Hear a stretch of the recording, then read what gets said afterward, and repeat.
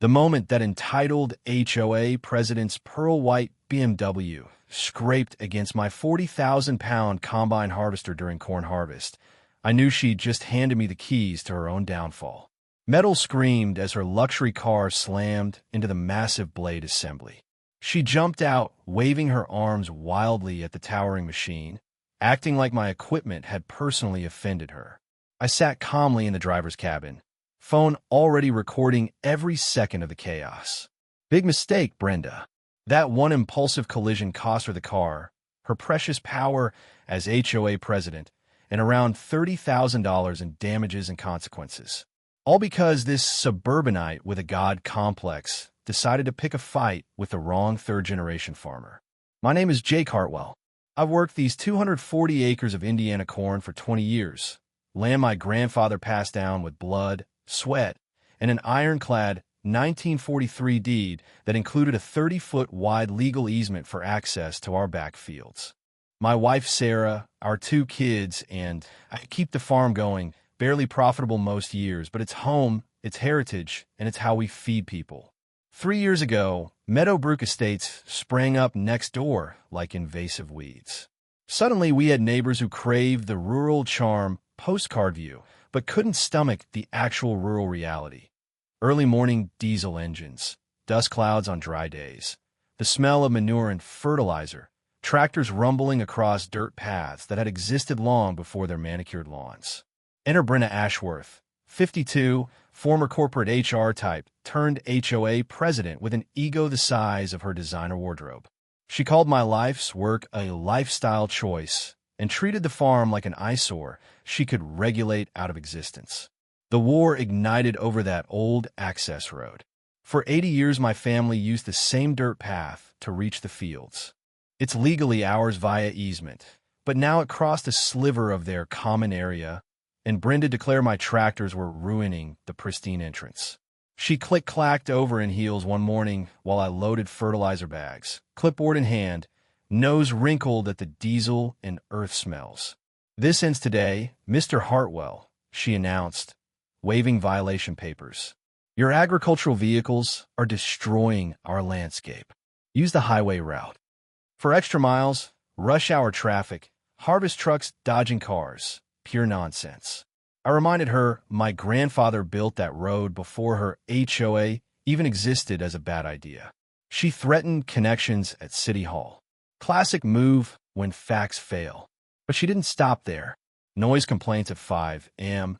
for chores, petitions about industrial farming hazards, even setting up a folding chair like a checkpoint to photograph every piece of equipment that rolled by. She'd sit under an umbrella scribbling violation forms like she was documenting crimes against humanity.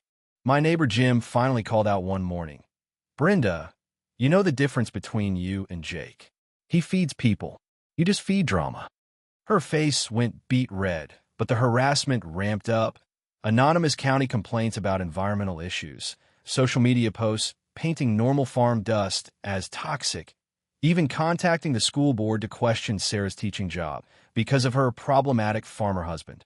Then came the official HOA letter demanding I cease incompatible agricultural operations on my own property, threatening daily fines. That night in the barn, hay scent thick in the air, Sarah found me staring at their legal nonsense. "This is harassment, Jake. We fight back." She was right. I decided patience and thoroughness were my weapons. Farmers don't fight loud and fast. We fight quiet, methodical, and complete. I planted seeds of evidence, time-stamped photos, security cameras at every access point, activity logs, weather data to correlate dust levels, research into Indiana's right to farm laws that protect established operations for nuisance claims by newcomers. Brenda escalated to full surveillance theater, stationing herself at the road entrance every 5 a.m., with chair, umbrella, clipboard, camera, even a cooler of bottled water. She called it her agricultural vehicle monitoring station. She'd snap photos of my John Deere like crime scene evidence, demanding model numbers and timestamps.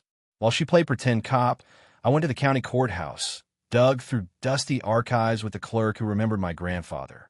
Turns out the easement was 30 feet wide. I've only used about 12 to be neighborly. I hired a surveyor for $300. Bright orange stakes popped up, marking the true boundaries. Beautifully, they ran straight through her rose garden and right under her monitoring spot. She'd been trespassing on my legal right-of-way the whole time. Her face when she saw those stakes cycled from confusion to panic. "You can't destroy our flower beds," she shrieked. "I didn't," I replied.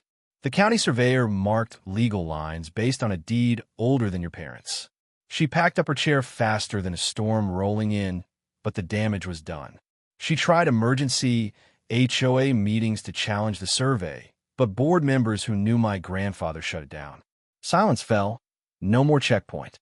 Just her BMW parked at the absolute edge, her glaring at the stakes like they'd insulted her family. Then came the noise inspector from county complaints she filed, testing decibels on my industrial tractor.